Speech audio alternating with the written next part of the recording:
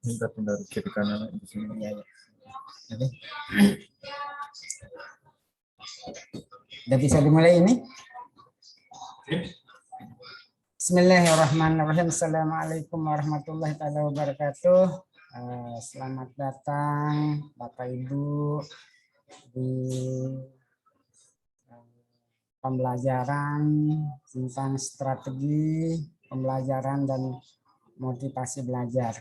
Semoga Bapak Ibu diberikan kesehatan oleh Allah Subhanahu wa taala, kemudian keberkatan ilmu sehingga apa yang saya sampaikan pada kesempatan ini dapat bermanfaat untuk kemajuan pendidikan di setiap perguruan tinggi.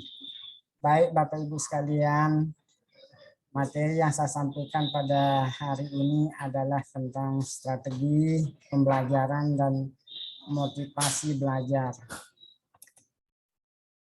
Tujuan umum dari materi ini adalah agar Bapak Ibu dapat mampu memahami tentang pengembangan dan strategi pembelajaran, kemudian dapat memotivasi diri dan mahasiswa untuk terus belajar. Tujuan khusus dari pembelajaran ini adalah menjelaskan strategi pembelajaran di perguruan tinggi, menjelaskan motivasi belajar di perguruan tinggi, dan menjelaskan tuntutan belajar di perguruan tinggi. Nah, apa itu strategi? Strategi adalah pendekatan secara keseluruhan yang berkaitan dengan pelaksanaan gagasan, perencanaan, dan eksekusi sebuah aktivitas dalam kurun waktu. Sedangkan pembelajaran adalah proses interaksi antara mahasiswa dengan dosen, antara peserta didik dengan pendidik, dan sumber belajar pada suatu lingkungan belajar. Dosen adalah pendidik, profesional, dan ilmuwan dengan tugas utama mentransformasi pengembangan dan menyebarluaskan ilmu pengetahuan dan teknologi melalui pendidikan, penelitian, dan pengabdian kepada masyarakat. Apa itu kualifikasi dosen? Kita lihat pemahaman daripada mahasiswa. Mahasiswa adalah peserta didik pada jenjang pendidikan tinggi. Ini berdasarkan pasal 1 ayat 15 Undang-Undang Nomor 12 Tahun 2012 tentang standar seleksi mahasiswa. Selanjutnya dalam kitab Taklim Ilmu Taklim, Daukan, Cerdas, Hirsun, Rajin, Istibarun, Sabar, Bulgoh, Biaya, Irsadul Ustadz, petunjuk guru atau dosen, kemudian taluz zaman, panjang waktunya. Pembelajaran itu adalah suatu proses atau kegiatan yang sistematis, yang bersifat interaktif dan komunikatif antara dosen, guru, dengan mahasiswa atau siswa di kelas. Dihadiri secara fisik oleh dosen, guru, atau tidak untuk menguasai kompetensi yang telah ditentukan.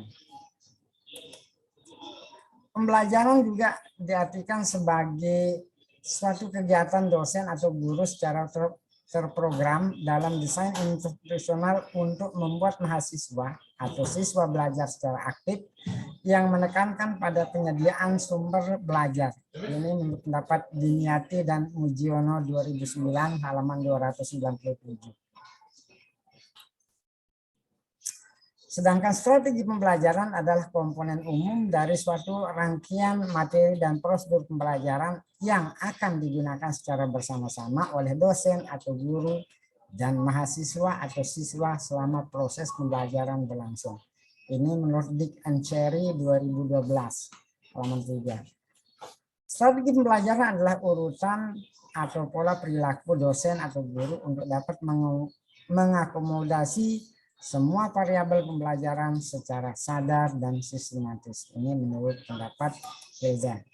Strategi pembelajaran menurut Etin Solihatin adalah pendekatan secara menyeluruh dalam suatu sistem pembelajaran yang berupa pedoman umum dan kerangka kegiatan untuk mencapai tujuan umum pembelajaran yang melukiskan prosedur yang sistematis dalam membantu usaha belajar mahasiswa atau siswa, mengorganisasikan pengalaman belajar, mengatur dan merencanakan bahan ajar untuk mencapai tujuan pembelajaran tertentu.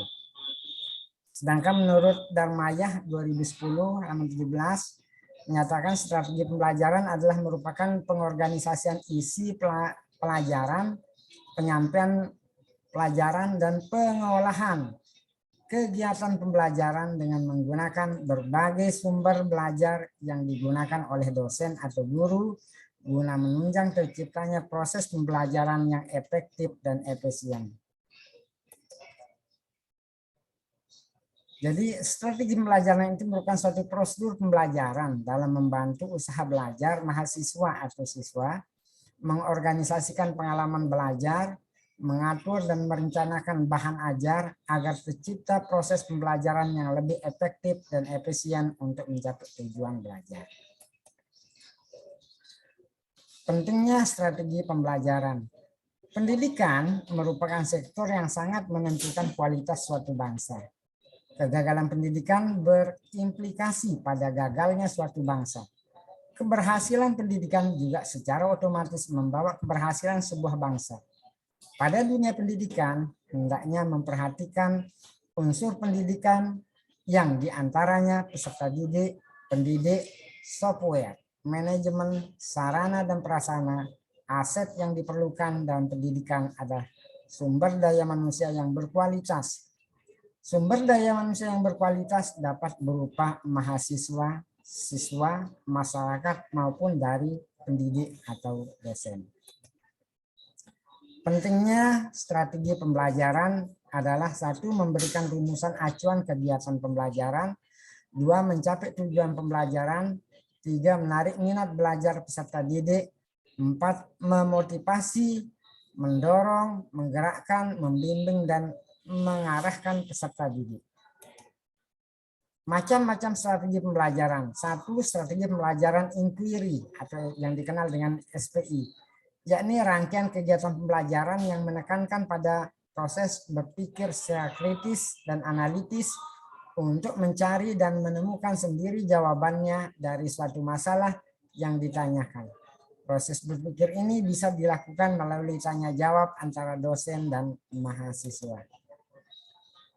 Yang kedua, strategi pembelajaran ekspositoris atau SPE, yakni strategi pembelajaran yang menekankan pada proses pemberian pengetahuan dan materi yang diberikan secara lisan atau verbal oleh dosen kepada mahasiswa yang ingin membantu mahasiswa agar menguasai materi pelajaran secara optimal dan efektif. Karena dalam sistem ini, dosen menyajikan dalam bentuk apa yang telah dipersiapkan secara rapi, sistemik, dan lengkap sehingga mahasiswa tinggal menyimak dan mencerna saja secara tertib dan teratur. Yang ketiga, strategi pembelajaran berbasis masalah SPBM, yakni strategi pembelajaran yang memadukan beberapa kegiatan pembelajaran yang menonjolkan pada proses pemecahan masalah ilmiah. SPBM didasarkan pada psikologi kognitif yang dapat dibebaskan dari asumsi bahwa belajar adalah proses mengubah perilaku melalui pengalaman.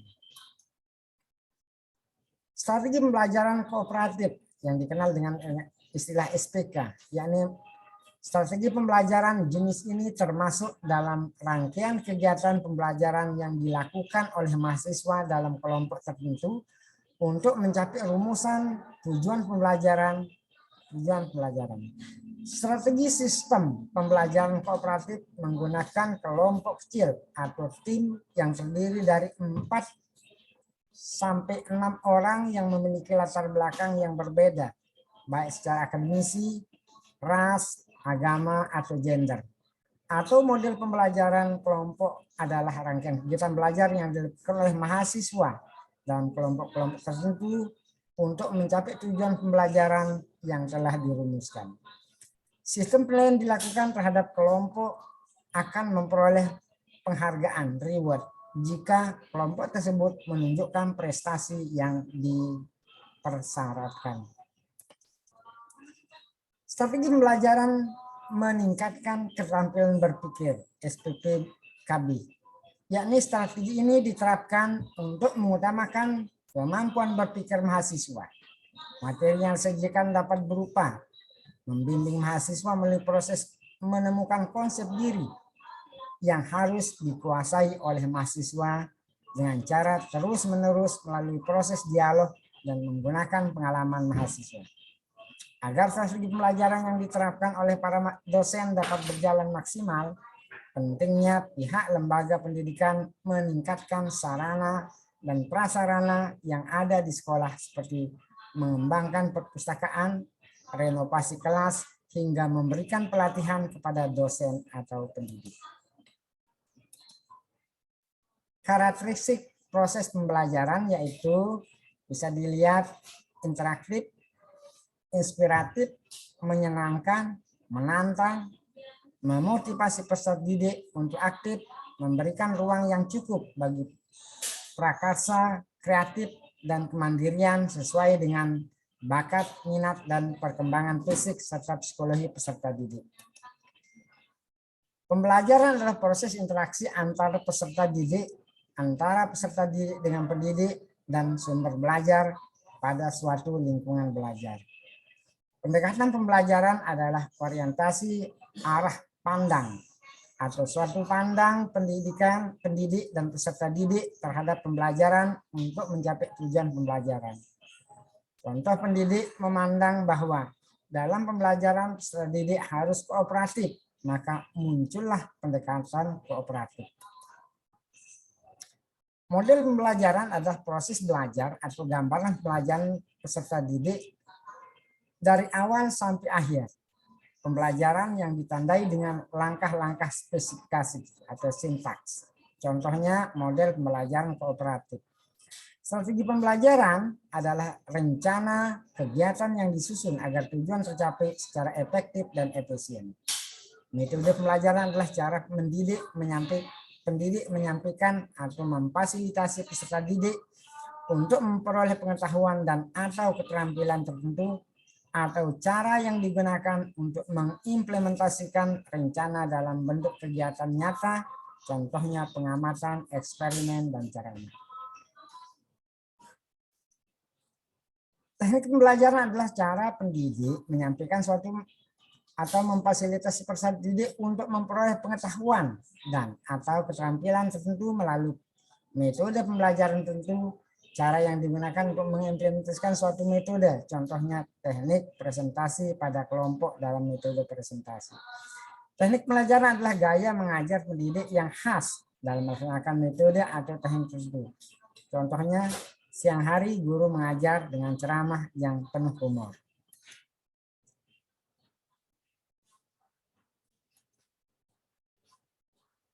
Nah, coba bedakan dari 3 gambar ini mana kita melihat dari gambar yang paling bawah ini dalam ini model pembelajaran apa yang digunakan sehingga pesertanya ada yang terlihat ngantuk, tidur, ngantuk, dan tidak bergerak. Kemudian kita lihat dari sisi ini. Di sini kelihatan pembelajarnya itu semuanya sangat riang-riang. Ini metode apa yang digunakan. Kemudian kita lihat juga di sini. Sini juga ada yang bermain, ada yang serius bermain, ada yang juga seperti biasa. Ini juga yang membedakan bahwa setiap model pembelajaran itu berbeda-beda,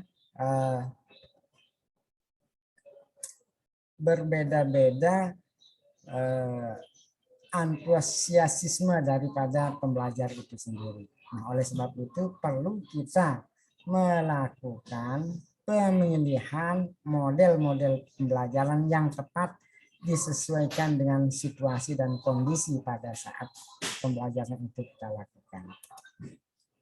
Nah, contoh seperti ini. Bisa dilihat, ini model pembelajaran apa yang digunakan. Ini metode model pembelajaran apa, bisa dibedakan. Kemudian Bloom and Cartwright mengatakan dalam belajar mahasiswa harus menguasai 3 ranah, ya, yakni kognitif, afektif, dan psikomotor. Ranah kognitif itu ada 4 tingkatannya, yaitu pertama pengetahuan, yaitu mengingat, menghafal.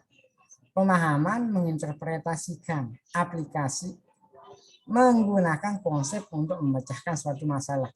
Analisis, menjabarkan suatu konsep, sintesis, menggabungkan bagian-bagian konsep menjadi satu konsep utuh. Kemudian evaluasi, membandingkan nilai-nilai, ide-ide, dan konsep.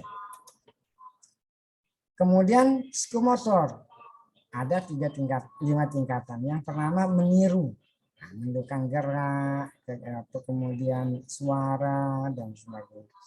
Kemudian penggunaan konsep untuk melakukan gerak.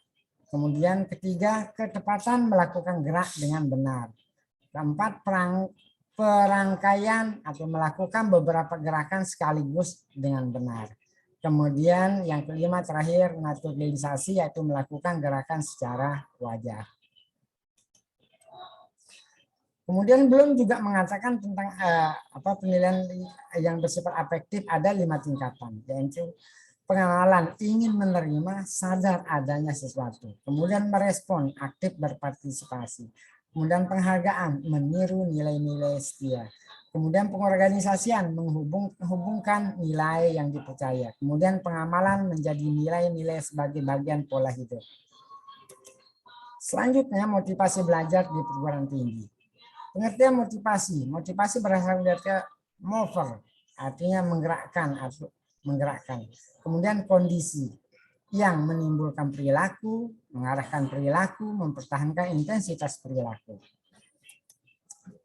Motivasi merupakan kekuatan atau energi seorang yang dapat menimbulkan tingkat presentasi dan entusiasmenya dalam melaksanakan suatu kegiatan, baik yang bersumber dari dalam diri individu itu sendiri, motivasi intrinsik, maupun dari luar individu itu atau motivasi ekstrinsik. Seberapa kuat motivasi yang dimiliki oleh individu akan banyak menentukan terhadap kualitas perilaku yang ditampilkannya, baik dalam konteks belajar, bekerja, maupun dalam kehidupan lainnya. Motivasi merupakan modal yang sangat penting untuk belajar. Tanpa ada motivasi, proses belajar akan kurang berhasil. Meskipun seorang memiliki kecakapan yang tinggi, mahasiswa atau siswa akan kurang berhasil dalam belajarnya jika motivasinya lemah.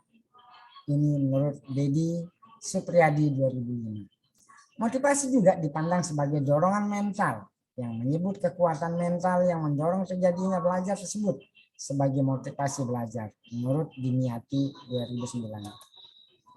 Motivasi belajar adalah seorang siswa belajar karena didorong oleh kekuatan mentalnya.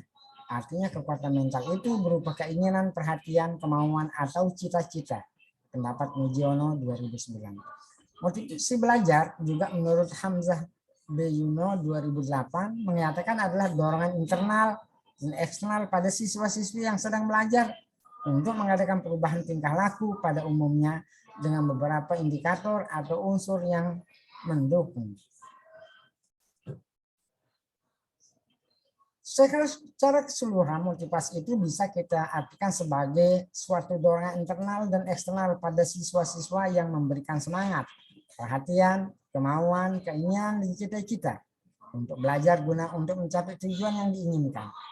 Oleh karena itu motivasi belajar untuk siswa sangatlah penting karena sebagai dorongan siswa untuk lebih giat belajar agar memperoleh tujuan yang ingin dicapainya dalam belajar, yaitu memperoleh prestasi yang bagus. Ciri-ciri motivasi belajar, ya, menurut Sadiman 2010 mengatakan tekun menghadapi suatu tugas dalam waktu yang lama, tidak pernah berhenti sebelum selesai. Ulet menghadapi kesulitan, tidak lekas putus asa, tidak memerlukan dorongan dari luar untuk berprestasi sebaik mungkin, tidak cepat putus dengan prestasi yang telah dicapai. Menunjukkan minat terhadap bermacam-macam masalah untuk orang dewasa, misalnya masalah pembangunan agama, politik, ekonomi, keadilan, pemberantasan korupsi, bertentangan terhadap setiap tindakan kriminal, amoral, dan sebagainya. Lebih senang bekerja sendiri. Cepat bosan pada tugas-tugas yang rutin, hal-hal yang bersifat mekanis, berulang-ulang, begitu saja sehingga kurang kreatif. Dapat mempertahankan pendapatnya kalau sudah yakin akan sesuatu. Tidak mudah melepaskan hal yang diyakini dan senang mencari dan memecahkan masalah soal-soal. Analisis hasil kerja yang rendah. Prestasi belajar rendah disebabkan karena belum menguasai pengetahuan, keterampilan, sifat atau struktur tugas yang sulit atau tidak menyenangkan. Konsekuensi negatif pelaksanaan suatu tugas, jarang berlatih menggunakan keterampilan tersebut. Fungsi motivasi dalam belajar. Pertama, fungsi motivasi dalam belajar. Motivasi adalah sesuatu yang paling mendasar yang harus ada dalam proses belajar karena hasil belajar akan optimal bila ada motivasi. Motivasi selalu bertalian dengan suatu tujuan. Fungsi motivasi sebagai pendorong untuk berbuat sesuatu dari setiap efektivitas yang dilakukan, penentu dan arah perbuatan, yakni ke arah tujuan yang ingin dicapai. Menyelesaikan perbuatan, pendorong usaha untuk mencapai prestasi. Bentuk motivasi di sekolah, motivasi anak berbeda-beda, motivasi tidak timbul tiba-tiba, tapi motivasi harus ditumbuhkan oleh guru dan dosennya.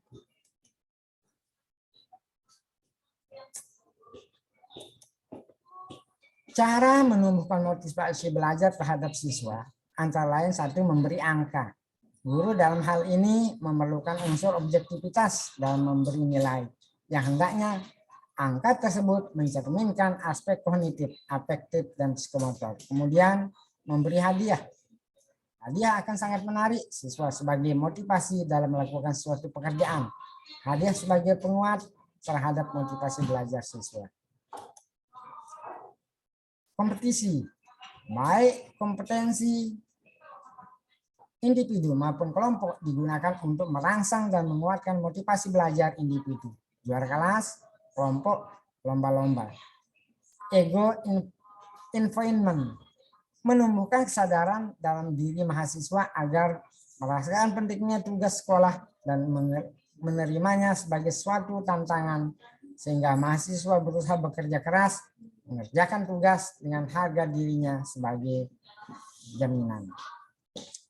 Kemudian memberi pujian. Secara psikologi, seorang pasti akan lebih senang dipuji daripada dilecehkan. Yang perlu diperhatikan, kualitas pujian hendaknya layak sesuatu dengan prestasi. Bila berlebihan dapat membuat mahasiswa-siswa besar hati dan tidak termotivasi dalam belajar. Teori motivasi. Satu, motivasi dan penguat. Skinner dan ahli teori tingkah laku mengungkapkan tidak perlu memisahkan antara teori belajar dan motivasi belajar siswa yang telah diberikan penguatan untuk belajar. Nilai, pujian akan termotivasi untuk belajar. Demikian juga siswa yang telah dihukum dalam belajarnya maka tidak lagi termotivasi belajar. Hadiah dan penguatan. Tidak ada jaminan apakah hadiah akan menjamin penguat yang efektif karena sebagai penguat ditentukan oleh pribadi dan situasi. Nilai penguat dari hadiah tergantung pada banyak faktor. Kognitif dissonance, teori yang menerangkan tentang tingkah laku seorang dengan memberi alasan untuk menunjukkan bahwa dirinya positif. Teori ini berpegang bahwa orang akan marah, tidak senang jika nilai kepercayaannya ditentang oleh tingkah laku yang secara psikologi tidak konsisten untuk mengatasi ketidaksenangan itu. Ini mereka mengubah tingkah lakunya dengan memberikan alasan yang kira-kira masuk akal. Teori atribusi, mencari penjelasan dan mencoba untuk mengerti mengapa seorang memberikan alasan, terutama jika seorang mengalami gagal dan kesuksesan. Orang mencoba untuk menyatakan bahwa dirinya positif, mempunyai kesan positif, dan akan mencari alasan untuk menghindari kesan negatif. Teori ini berfungsi bagaimana mahasiswa-siswa menginterpretasikan dan menggunakan umpan balik atas prestasi akademik mereka dan menyarankan kepada dosen guru bagaimana mereka harus memberikan umpan balik yang dapat menimbulkan motivasi yang sangat besar bagi mahasiswa atau siswa. Self-worth, menghargai dirinya sendiri. Teori ini menggabungkan komponen motivasi dengan prestasi yang menyebabkan sukses dan gagalnya seseorang individu belajar dari prestasi masyarakat bahwa seorang dinilai karena prestasinya. Seorang mempertahankan prestasi bahwa dia mempunyai kemampuan yang positif. Jika seorang gagal dalam menjalankan persepsi orang bahwa dia tidak mampu. Kegagalan menciptakan perasaan diri yang tidak berharga dan menolak dirinya sendiri. Motivasi berprestasi, ada beberapa orang yang berambisi dan bekerja keras untuk mencapai sukses. Kompetensi dosen yang perlu dikembangkan, yakni kemampuan menguasai struktur dan konten mata kuliah, bagaimana belajarkan mahasiswa tentang konten mata kuliah yang disesuaikan dengan karakteristik konten itu sendiri dan karakteristik mahasiswanya. Dosen mengenali pengetahuan tertentu untuk mengajar. Pengetahuan tersebut merupakan integrasi antara isi konten mata pelajaran dan pedagogiknya yang menjadi suatu konsep tentang bagaimana topik masalah atau isu-isu tertentu disusun atau diwakili oleh dan diadaptasi sesuai kemampuan dan minat mahasiswa yang beragam karakteristiknya. Seorang dosen dapat sintesiskan dua pengetahuan, materi dan pedagogik dengan cara analogi, ilustrasi, contoh, penjelasan, demonstrasi, strategi, dan memprediksi kemampuan serta kesulitan yang mungkin dialami oleh masyarakat. Membangun lingkungan belajar kooperatif. Agar motivasi belajar meningkat, mengatur iklim belajar, buat perbedaan dari sejak pertemuan awal, mempersiapkan lingkungan fisik, sarana prasarana, lingkungan sosial sekitar tempat belajar, mengajar, dan menghubungkan dunia IT, mengembangkan strategi belajar yang menarik, dan menyiapkan kelas kecil dan kelas besar. ASK model, pertama perhatian, attention, relevan, kemudian kepercayaan diri, confident, kemudian kepuasan, satisfaction. Attention, perhatian ditimbulkan oleh elemen yang baru, aneh, kontradiktif, kemudian kompleks. Lagi untuk merangsang minat dan perhatian mahasiswa, gunakan metode penyampaian perkuliahan yang bervariasi, bikin kelompok diskusi, bermain peran, simulasi, curah pendapat, demonstrasi, studi kasus, dan lain-lain. Gunakan variasi media, transparansi, metode film, dan lain-lain untuk melengkapi penyampaian perkuliahan. Bila tepat guna, humor dalam presentasi perkuliahan, misal pelajaran matematika. Relevansi hubungan antara materi kuliah dengan kebutuhan dan kondisi mahasiswa. Motif pribadi, ya, klinik. Kebutuhan untuk berprestasi, need for achievement. Kebutuhan untuk memiliki kuasa, need for power. Kebutuhan untuk berafiliasi, need of affiliation.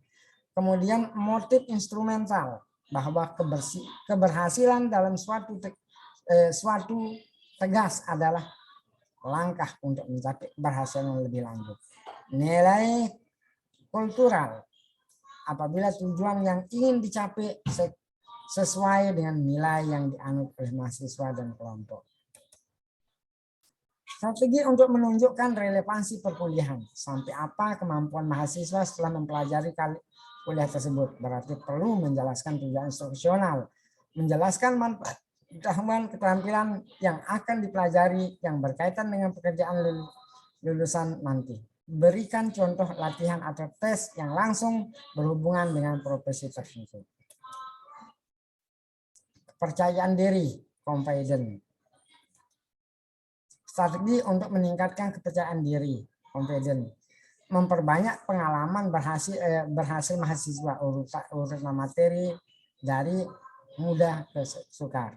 Perkuliahan disusun dalam bagian yang lebih kecil, meningkatkan harapan untuk berhasil dengan menyatakan persyaratan, tujuan instruksional, dan kriteria tes pada awal kuliah.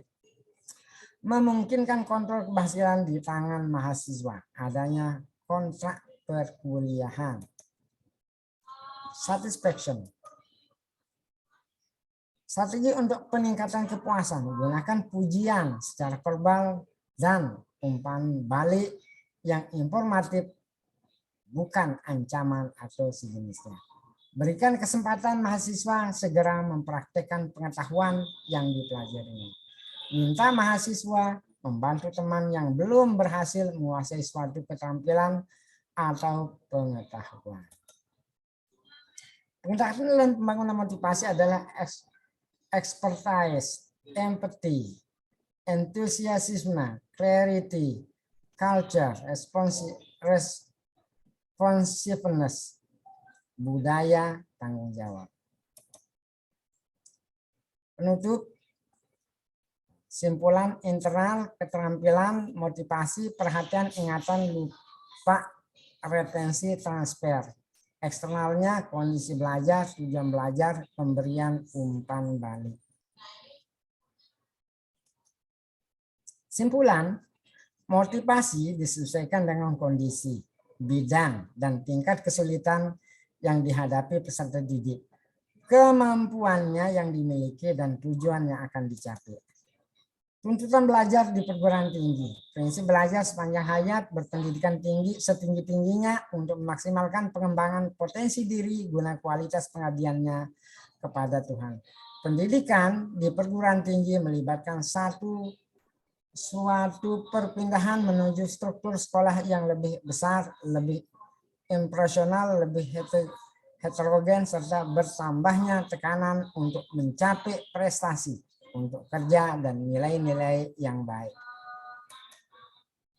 Zaman menuntut setiap individu melakukan perubahan yang baik sesuai zaman yang dihadapinya.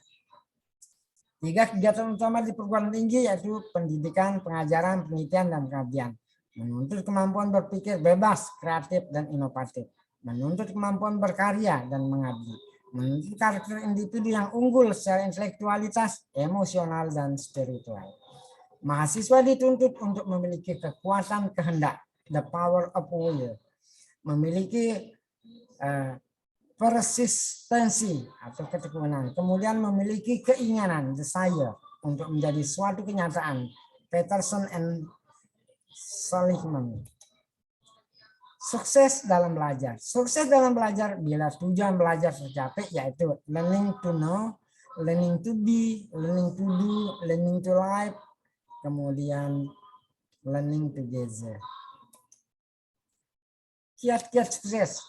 Tujuan atau cita-cita, kedisiplinan, konsistensi, pengetahuan, keyakinan, tindakan, sehat jasmani dan rohani.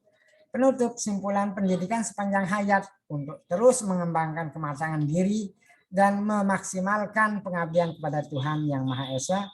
Kemudian evaluasinya sebagai dosen, pembimbing akademik, buatlah contoh rencana akademik bersama mahasiswa agar mahasiswa lulus dalam waktu cepat, berprestasi, dan mandiri. Demikian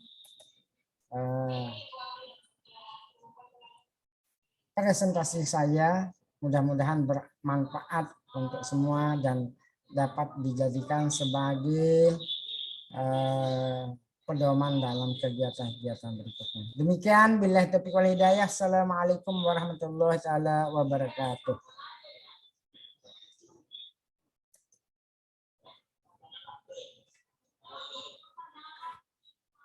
Chris?